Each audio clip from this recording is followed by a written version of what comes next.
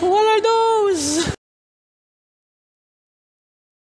So hello guys, welcome back to my channel. So what I have here today is the 2024 GAC GS3 Emzoom R-Style. So I promised you guys after my GB walk-around review and the test drive of the GB variant.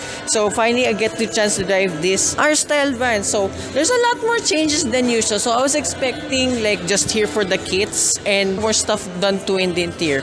So let's start here in front. So it still carries the same look like with every other GS3 Emzooms. However, now there's a lot more orange accents like on the left side of the grille only. And look at your splitters over here. So the ground clearance still remains the same at 190 millimeters. I don't think the ground clearance is affected even though you have this splitter. I mean just a bit, but the ground clearance is still high nevertheless. And the biggest eye-catching feature I found here on the exterior are the wheels and tires. So these are running on 19-inch wheels with Michelin PS4 tires. When was the last time you've seen Michelin PS4s on a Chinese subcompact crossover? This is nuts already. So on the side profile, it still remains the same. So there's more orange accents here on the roof. This has a sunroof too.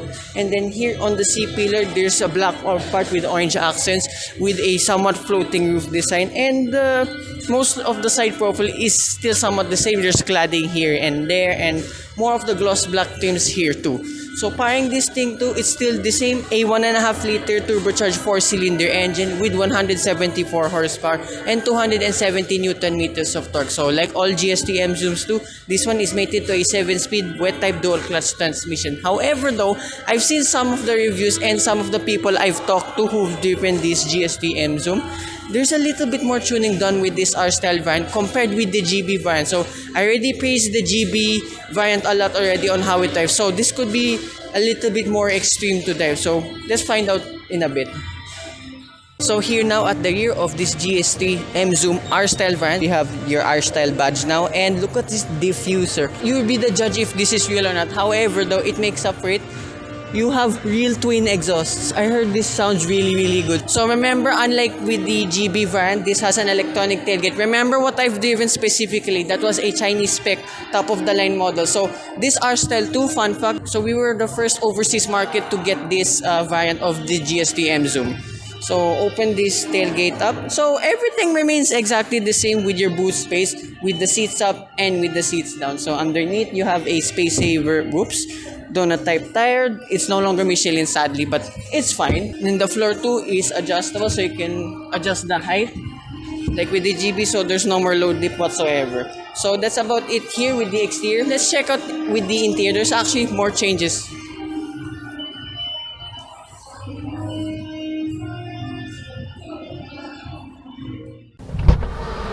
So here now in the interior of this GS3 Emzoom, so visually it looks like with every other GS3 Emzoom variants. However, this one has a lot more blue accents than usual. So like here in the door card, okay, in the GB variant it's like the orange or tan leather here, but this one is all blue out with very light blue stitching too. So kind of color matches the car too. So the steering wheel exactly the same too. Apart from now, you have an exhaust button right here, so I really can't wait to drive this. So here on the left side of the dashboard, same layout with the GB variant, but there's blue accents yet again around the air conditioning vents. And the biggest change here too are the seats. It's the same like with the GB variant, but this one yet again, it's a two-tone black and blue scheme again with the very light blue stitching over here. And as you saw from the shot, this has electronic adjustments for this driver seats only. Sadly, none here for the passenger side, but at least this one is electronic.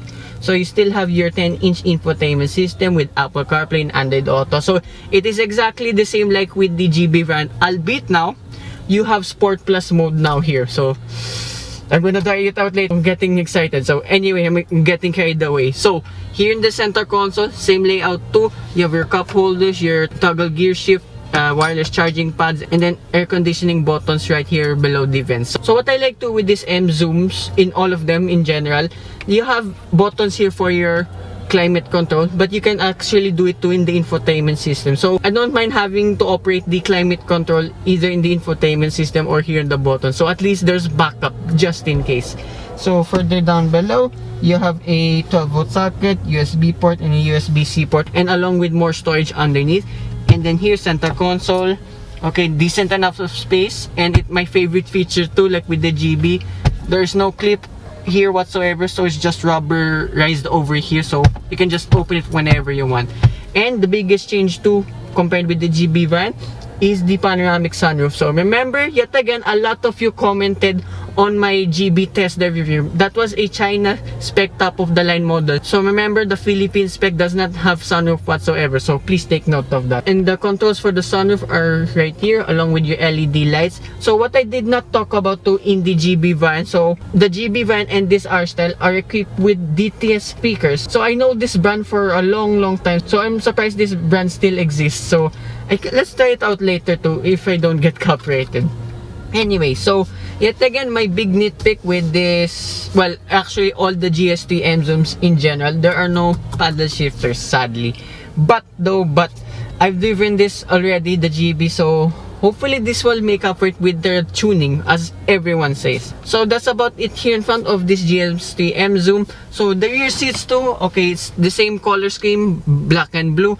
Although too, as you can see here, you have a central armrest now with 2 cup holders, and the layout behind these seats are the same too. You have 1 map pocket behind the front passenger side, and then you have 3 behind me, the driver's seat, and then here in the middle you have an air conditioning vent along with 1 USB port. So the space here in the back will be exactly the same like with the GB van, despite the panoramic sunroof is still very good.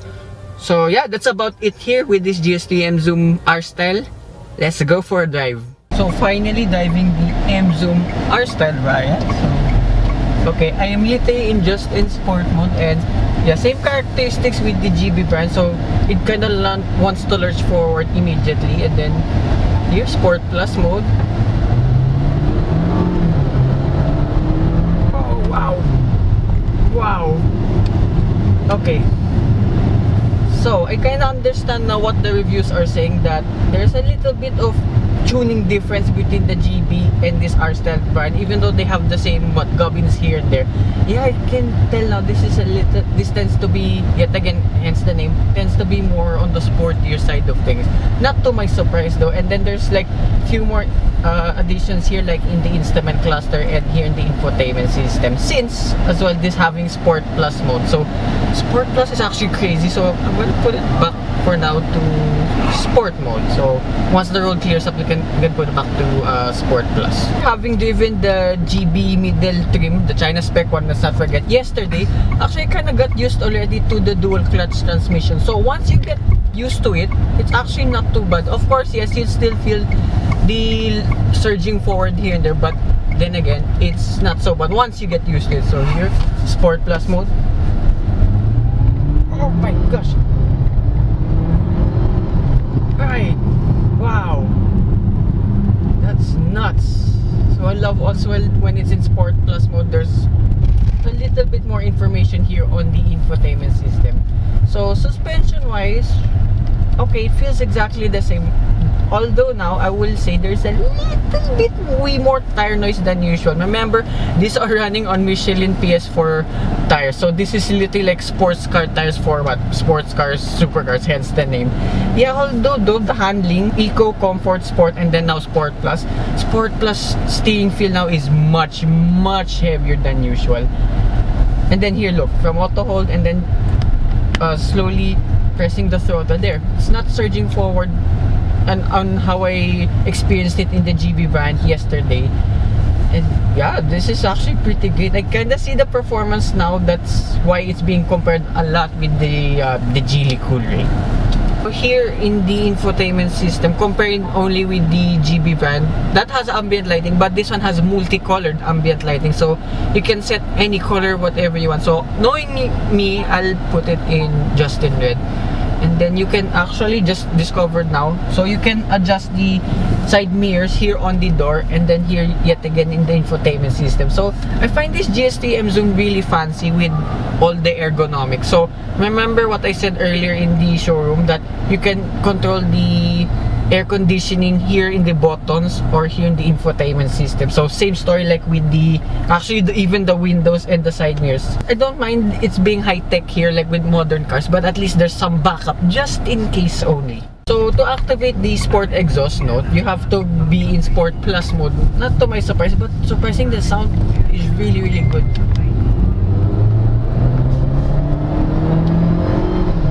Oh my, wow, that's insane. Brakes are pretty sharp too. Right, so I understand now why this is the Cooley's biggest rival. Yes, it's lacking yet again. This is the last time I'll say it. There's no paddles, but I didn't see the need for it since the tuning of the dual clutch transmission is pretty good too. And as well, this is the first time I learned how to use this toggle shift. So in case you wanna get away from sport plus mode, you just push the shifter back, so it will go back to sport mode. So if you're in sport mode, it will go back to eco mode. So at least there's some use for it. But yet again, sadly, there is no manual mode for this. But yet again, as I said earlier, the tuning of the 7-speed dual clutch transmission is really good. And I find the gearings a little bit shorter than usual. Doesn't tend to gear hunt. I mean, yes, at low speed it will tend to gear hunt, but once you're at faster paces, I don't see an issue with the transmission whatsoever. Eco, Comfort, Sport, and Sport Plus mode. Yeah, the steering varies. So Eco will be at its lightest. Then Sport mode, the best steering feel. So yet again, you know me, I'm a power steering kind of guy. So this is the best steering feel. And as well, if you can hear, hopefully in camera, look, you can hear the rumble of the exhaust, so it's actually louder than usual. So riding over uneven surfaces, despite again having a little bit stiffer suspension and to wider tires like sports car tires, it still soaks them up pretty well. So I will admit the GB variant will be a tad comfortable only, but it makes no difference in my opinion. And to the fuel economy, not to my surprise, this is where the GS3 Emzoom trumps over the Cooley. So with my fast driving, you all know me, so with the Cooley I've been doing like 6.7 to at least 7.4 kilometers per liter. This one I've been doing 7 to 8.3 kilometers per liter, which is actually freaking fuel efficient for what this is, despite having the power and type of drive. As well, I'm just in sport plus liter all the time. And then body lean, of course, there won't be that much, not to my surprise too. And then just if you just drive it calmly, you can hear the engine note just changing it up and down. And if you're just driving it easily, it's actually alright. And then when you suddenly floor it, just a slight delay only, but wow. Right. So you can hear a bit of transmission whine, but I don't mind that since I actually heard the whine too in the MPOW GB. Since I've not driven the MPOW GE yet, FYI. So wow, this is such a good steal for what this is. As well, this GAC GS3 Emzoom R-Style van costs 1,198,000 pesos. So like what I said in my walk around tour and the test drive of the GB van, is this 100,000 pesos more worth it? Yeah, I would easily, hands down, this is literally 100,000 pesos more worth it, because literally it's got everything you need. Of course, this has more advanced safety features. Just put it here all on screen since there's a lot, not much are present in the GB van. So this one literally, it's more safer, more sportier to drive, looks better and sounds better too in all aspects.